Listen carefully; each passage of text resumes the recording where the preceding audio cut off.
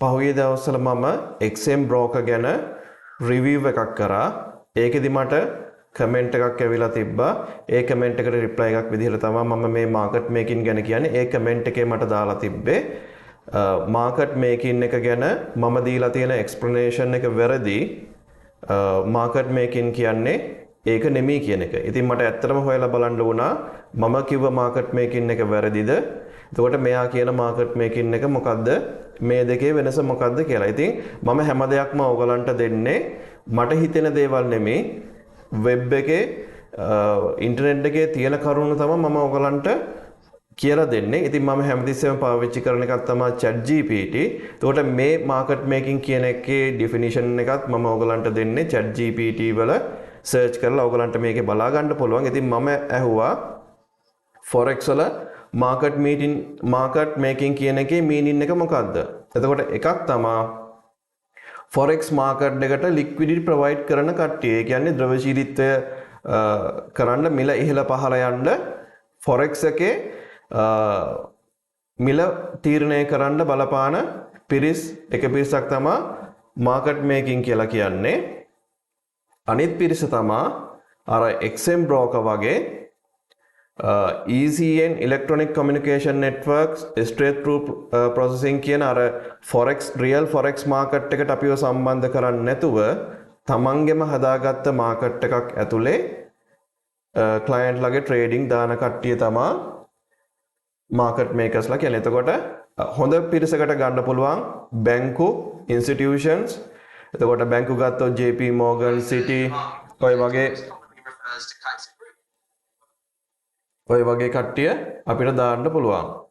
එතකොට අනිත් පිරිස මේකේ දාලා තියෙනවා අපි ඉස්සරහට බලමු.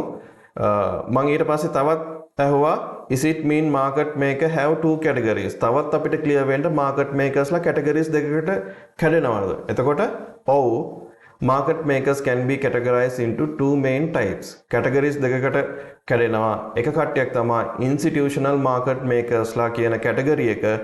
ඒකට වැටෙනවා JP Morgan Chase, Citibank, Goldman Sachs, Dutch Bank මේ වගේ බැංකු. හරිද? අනිත් කට්ටිය තමයි ඊළඟ category එක තමයි retail market maker broker. එතකොට මේ කට්ටිය forex brokers ලා එතකොට මේ කට්ටිය කරන්නේ create their own internal market. ඒ කියන්නේ ඒ කට්ටියගෙම market එකක් තමයි මේ කට්ටිය හදන්නේ. often take the opposite side of the traders position. එතකොට traders ලාගේ අනිත් පැත්ත තමයි මේ කට්ටිය හැමතිස්සෙම run කරවන්න බලන්නේ manage risk by hedging or keeping position in house.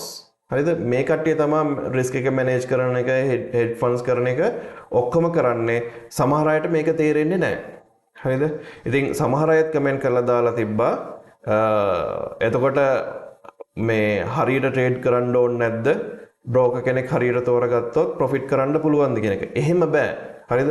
forex හරියට trade කරන්න technical, fundamental, risk management, psychology ඔක්කොම maintain කරගෙන trade එකක් දාන්න ඕනේ.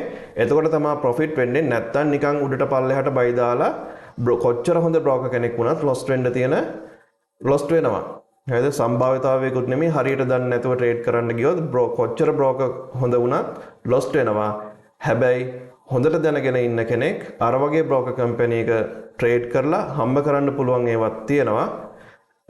lost වෙන්න තියෙන සම්භාවිතාවය වැඩි. එක්කෙනෙක් දාලා තිබ්බා spread එක වැඩි වෙනවා විතරයි මේකේ තියෙන්නේ කියලා. spread එක වැඩි වෙනවා කියන්නේ ඕගලන්ට profit කරන්න අමාරුයි. හරිද? ඇයි spread වැඩි වෙන්න හේතුව කියලා ඒ කට්ටිය කියන්නේ නැහැ. හේතුව තමයි IB commission එක ඒ කට්ටියට ලොකුවට කැපෙන හින්දා තමයි ඒක වැඩි. ඉතින් මේ වගේ වීඩියෝස් දානකොට ඒ කට්ටිය ටිකක් අකමැති. ඒ කට්ටියගේ රහස හංගගෙන spread එක විතරයි ලොකු වෙලා පෙන්වන්නේ. එතකොට ඒ කට්ටිය කියන්නේ නැහැ මගේ IB referral එකේ IB commission එක මට ලොකුවට එන හින්දා තමයි ඕගලන්ට දෙන referral link එකේ spread එක ඈත් වෙන්නේ. XM ලගේ spread එක ඈත් වෙන්නේ කියලා කියන්න ඒ කට්ටිය බයයි. හරි?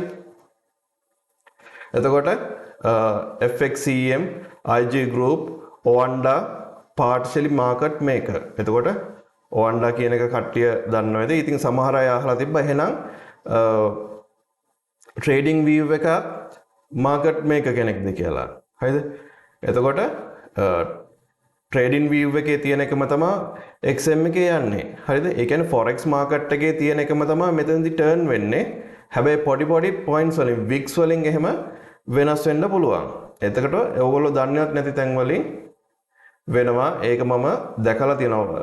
XM වල නෙමෙයි FTMO වල මම funded account එකක් අරගෙන IC market එකත් එක්ක බලපුවාම ලොකුවට wick වලින් තප්පරෙන් වෙනස් කරන ඒවා තියෙනවා. ඉතින් කම්පෙයාර් කරලා බලන්න පුළුවන් institution market makers ලයි retail market brokers ලයි. එතකොට institution market makers ලා කියන්නේ හොඳ පිරිස, බැංකු, hedge fund brokers. එතකොට මේ කට්ටිය කරන්නේ බැංක් එකට liquidity provide කරන එක තමයි කියන්නේ දවශීලීත්වය රකින්න එක.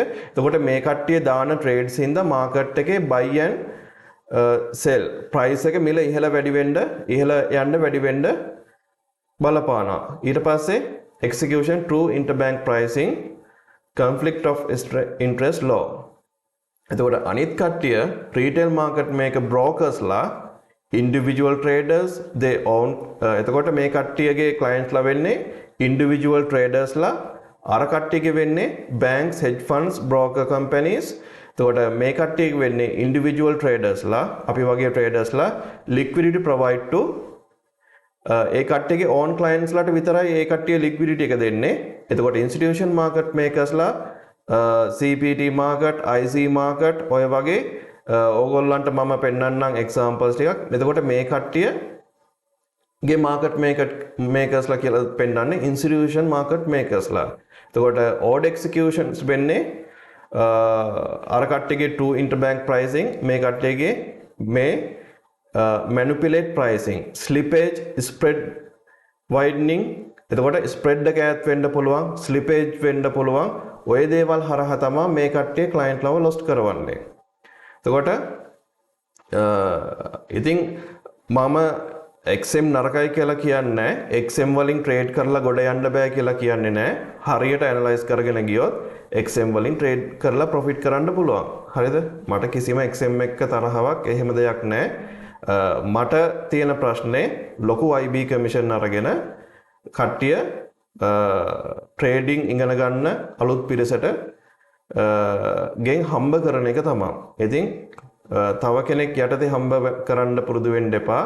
ඕගොල්ලෝ දන්නවනම් forex වල trade කරන්න. ඕගොල්ලෝ IB කමිෂන් පස්සේ දුවන්න එපා. ඕගොල්ලෝ trade කරන්න. Conclusion: market makers are broadly classified into two categories දෙකකට කඩන්න පුළුවන්.